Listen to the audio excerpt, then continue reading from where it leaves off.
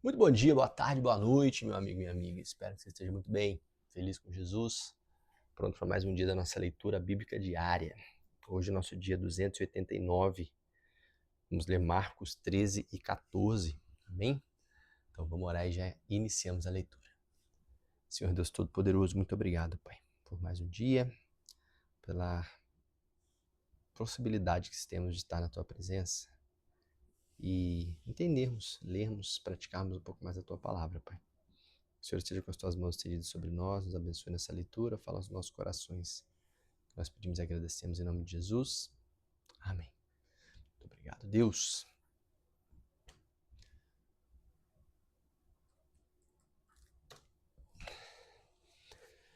Capítulo 13.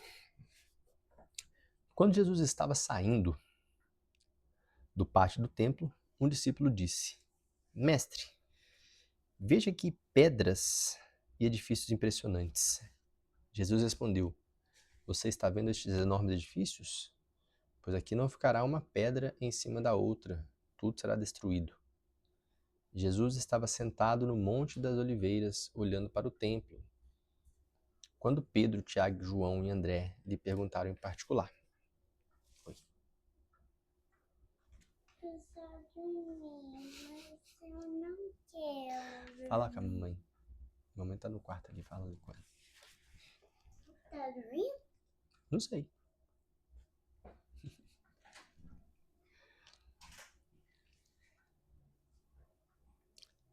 Jesus estava sentado no Monte das Oliveiras, olhando para o templo, quando Pedro, Tiago, João e André lhe perguntaram em particular. Conte para nós quando é que isso vai acontecer. Que sinal haverá para mostrar quando é que todas essas coisas vão começar? Então Jesus começou a ensiná-los e disse: Tomem cuidado para que ninguém engane vocês, porque muitos vão aparecer fingindo ser eu e dizendo: Eu sou o Messias, e enganarão muitas pessoas. Não tenham medo quando ouvirem o barulho de batalhas ou notícias de guerra. Tudo isso vai acontecer, mas ainda não será o fim. Uma nação vai guerrear contra outra, e um país atacará outro. Em vários lugares haverá tremores de terra e falta de alimentos. Essas coisas serão como as primeiras dores de parto. Vocês precisam ter cuidado porque serão presos e levados aos tribunais e serão chicoteados nas sinagogas. Por serem meus seguidores, vocês serão levados aos governadores e aos reis para serem julgados e falarão a eles sobre o evangelho. Pois antes de chegar o fim, o evangelho precisa ser anunciado a todos os povos. Quando prenderem e entregarem vocês às autoridades, não fiquem preocupados antes da hora com o que irão dizer. Quando chegar o momento, diga o que Deus lhe der para dizer, porque as palavras que disserem não serão de vocês mesmos, mas do Espírito Santo. Muitos entregarão os seus próprios irmãos para serem mortos, e os pais entregarão os filhos, e os filhos ficarão contra os pais e os matarão. Todos odiarão vocês por serem meus seguidores, mas quem ficar firme até o fim será salvo. Vocês verão o grande terror no lugar onde deveria estar, no lugar onde não deveriam estar. Que o leitor entenda que isso quer dizer. Então, os que estiverem na região da Judéia, que fujam para os montes. Quem estiver em cima da sua casa, no terraço, que fuja logo e não entre para pegar nada. E quem estiver no campo, que não volte para casa a fim de buscar as suas roupas. Ai das mulheres grávidas e das mães com criancinhas naquele dia. Orem a Deus para que isso não aconteça no inverno, porque naqueles dias haverá um sofrimento tão grande como nunca houve desde que Deus criou o mundo, e nunca mais haverá. Uma coisa igual. Porém, o Senhor diminuiu esse tempo de sofrimento. Se não fosse assim, ninguém seria salvo. Mas, por causa do povo que Deus escolheu para salvar, esse tempo já foi diminuído.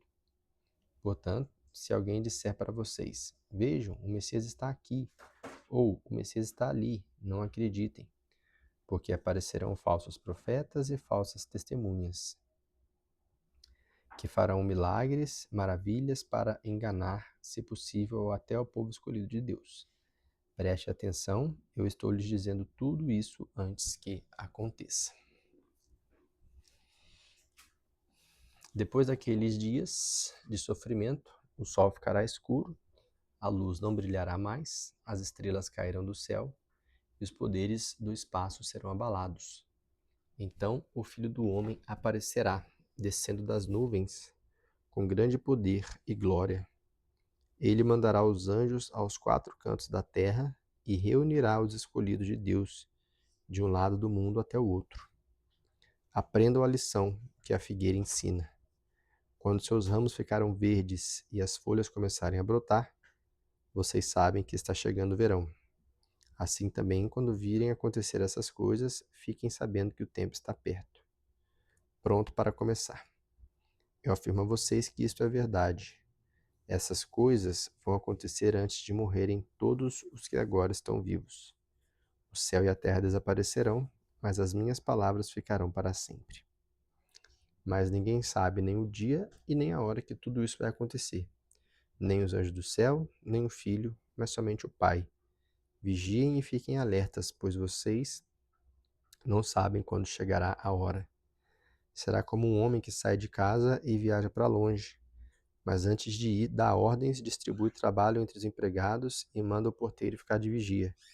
Então vigiem, pois vocês não sabem quando o dono da casa vai voltar. Se será tarde, será meia-noite, de madrugada ou de manhã. Se ele chegar de repente, que não encontre vocês dormindo. O que eu lhes digo, digo a todos: fiquem vigiando.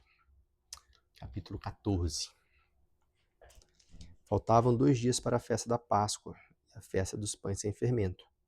O chefe dos sacerdotes e os mestres da lei procuravam um jeito de prender Jesus em segredo e matá-lo.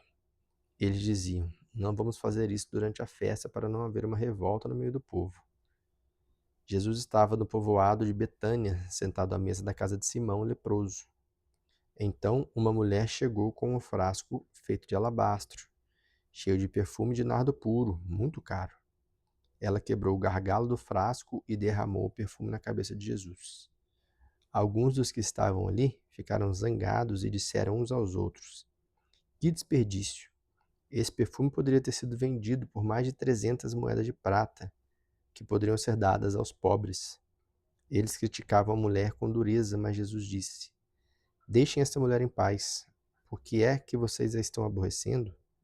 Ela fez para mim uma coisa muito boa, pois os pobres estarão sempre com vocês, e em qualquer ocasião que vocês quiserem poderão ajudá-los. Mas eu não estarei sempre com vocês.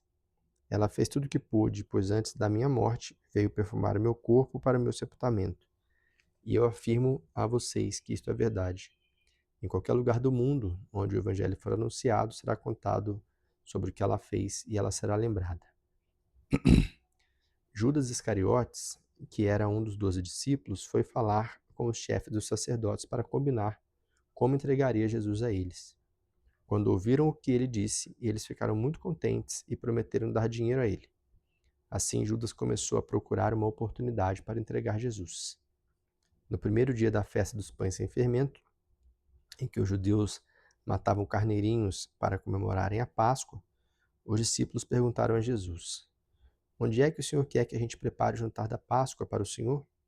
Então Jesus enviou 2 discípulos com a seguinte ordem: vão até a cidade, lá irá se encontrar com vocês um homem que estará carregando um pote de água. Vão atrás desse homem e digam ao dono da casa em que ele entrar, que o mestre manda perguntar: onde fica a sala em que eu e meus discípulos vão comer o jantar da Páscoa?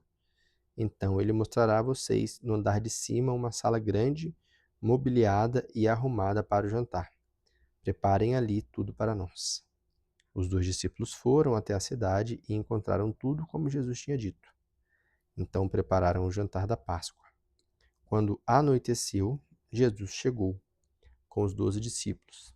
Enquanto estavam à mesa no meio do jantar, ele disse: eu afirmo a vocês que isto é verdade. Um de vocês que está comendo comigo vai me trair. Eles ficaram tristes e um por um começaram a perguntar: o senhor não está achando que sou eu, está? Jesus respondeu: é um de vocês. É o que está comendo no mesmo prato que eu. pois o Filho do Homem vai morrer da maneira como dizem as Escrituras Sagradas. Mas ai daquele que está traindo o Filho do Homem. Seria melhor para ele nem ter nascido. Enquanto estavam comendo, Jesus pegou o pão e deu graças a Deus. Depois o partiu o pão e deu aos discípulos, dizendo: Peguem, isto é o meu corpo. Em seguida, pegou o cálice de vinho e agradeceu a Deus. Depois passou o cálice aos discípulos e todos beberam no vinho. Então Jesus disse: Isto é o meu sangue que é derramado em favor de muitos, o sangue que garante a aliança feita por Deus com o seu povo. Eu afirmo a vocês que isto é verdade. Nunca mais beberei deste vinho até o dia em que beber com vocês um vinho novo no reino de Deus. Então eles cantaram canções de louvor e foram para o Monte das Oliveiras. E Jesus disse aos discípulos: Todos vocês vão fugir e me abandonar, pois as Escrituras Sagradas dizem: Matarei o pastor e as ovelhas serão espalhadas. Mas depois que eu for ressuscitado, irei adiante de vocês para a Galiléia. Então Pedro disse a Jesus: Eu nunca abandonarei o Senhor, mesmo que todos o abandonem. Mas Jesus lhe disse: Eu afirmo a você que isto é verdade. Nesta mesma noite, antes que o galo cante 2 vezes, você dirá 3 vezes que não me conhece.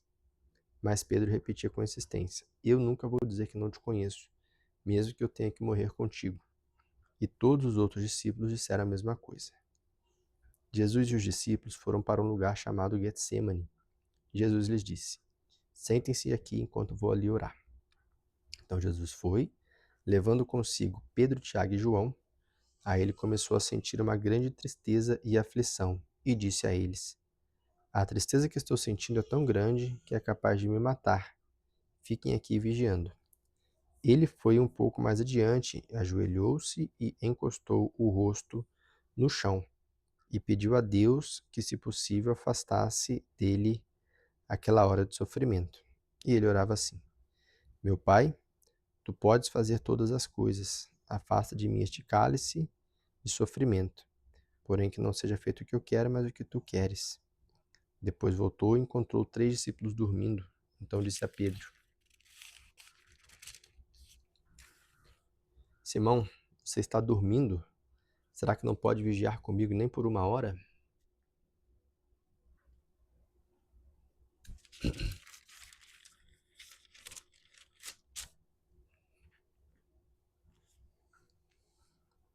Vigiem e orem para que não sejam tentados. É fácil querer resistir à tentação, o difícil mesmo é conseguir. Jesus foi outra vez e orou, dizendo as mesmas palavras. Em seguida, voltou ao lugar onde os discípulos estavam e os encontrou de novo dormindo. Eles estavam com muito sono e não conseguiam ficar com os olhos abertos, e não sabiam o que responder a Jesus. Quando voltou pela terceira vez, Jesus perguntou: Vocês ainda estão dormindo e descansando? Basta, chegou a hora. O Filho do Homem está sendo entregue nas mãos dos maus. Levantem-se e vamos embora. Vejam, aí vem chegando o homem que está me traindo. Jesus ainda estava falando quando chegou Judas, um dos 12 discípulos. Vinha com ele uma multidão armada com espadas e porretes, que tinha sido mandada pelos chefes dos sacerdotes, pelos mestres da lei e pelos líderes judeus. O traidor tinha combinado com eles um sinal e tinha dito: Prendam e levem bem seguro o homem que o beijar, pois é ele. Logo que chegou perto de Jesus, Judas disse: Mestre, e o beijou. Então eles pegaram Jesus e o prenderam. Mas um dos que estavam ali tirou a espada e atacou o empregado do grande sacerdote e cortou uma orelha dele. Então Jesus disse para aquela gente: Vocês vêm com espadas e porretes para prenderem como se eu fosse um bandido. Eu estava com vocês todos os dias ensinando no pátio do templo e vocês não me prenderam. Mas isso está acontecendo para se cumprir as Escrituras Sagradas dizem. Então todos os discípulos abandonaram Jesus e fugiram. Um jovem, enrolado num lençol, seguia Jesus. Alguns tentaram prendê-lo, mas ele largou o lençol e fugiu nu. Em seguida, levaram Jesus até a casa do grande sacerdote, onde estavam reunidos os chefes dos sacerdotes, alguns líderes dos judeus e alguns mestres da lei. Pedro seguiu Jesus de longe e entrou no pátio da casa do grande sacerdote. Ele sentou-se perto do fogo com os guardas para se esquentar. O chefe dos sacerdotes e todo o conselho superior estavam procurando alguma acusação contra Jesus, a fim de o condenarem à morte, mas não conseguiram nenhuma. Muitos diziam mentiras contra ele, mas as suas histórias não combinavam umas com as outras. Alguns se levantaram e acusaram Jesus com mentiras. Eles diziam: Nós ouvimos quando ele disse: Vou destruir esse templo que foi construído por seres humanos, e em 3 dias levantarei outro que não será construído por seres humanos. Mesmo assim, as suas histórias não combinavam umas com as outras. Aí, o grande sacerdote levantou-se no meio de todos e perguntou a Jesus: Você não vai se defender dessa acusação? Mas Jesus ficou calado e não respondeu nada. Então o grande sacerdote tornou a perguntar: Você é o Messias, filho do Deus bendito? Jesus respondeu: Sou. E vocês verão o Filho do Homem sentado do lado direito do Deus Todo-Poderoso e descendo com as nuvens do céu. Aí o grande sacerdote rasgou suas próprias roupas e disse: Não precisamos de mais testemunhas. Vocês ouviram essa blasfêmia contra Deus. Então, o que resolve? Todos estavam contra Jesus, e aí o condenaram à morte. Então alguns começaram a cuspir nele, cobriam o rosto dele, davam bofetadas nele e perguntavam: Quem foi que bateu em você? Adivinhe. Também os guardas o pegaram e lhes deram umas bofetadas. Pedro ainda estava lá embaixo, no pátio, quando apareceu uma das empregadas do grande sacerdote. Ela viu Pedro se esquentando perto do fogo, olhou bem para ele e disse: Você também estava com Jesus de Nazaré. Mas ele negou, dizendo: Eu não o conheço. Não sei do que você está falando. Saiu para o corredor. Naquele momento o galo cantou. Quando a empregada viu Pedro ali, começou a dizer aos que estavam perto: Este homem é um deles. Mas ele negou outra vez. Pouco depois, as pessoas que estavam ali disseram de novo a Pedro: Não há dúvida de que você é um deles, pois você também é da Galiléia. Aí Pedro disse: Juro que não conheço este homem de quem vocês estão falando. Que Deus me castigue se não estou dizendo a verdade. Naquele instante, o galo cantou pela segunda vez. Pedro lembrou do que Jesus tinha dito: Antes que o galo cante 2 vezes, você dirá 3 vezes que não me conhece. Então, Pedro caiu em si e começou a chorar. Essa foi a nossa leitura de hoje. Amanhã, se Deus nos abençoar, estaremos aqui novamente para mais uma leitura. E assim nós vamos até finalizar toda a Bíblia. Amém? Deus te abençoe. Até amanhã.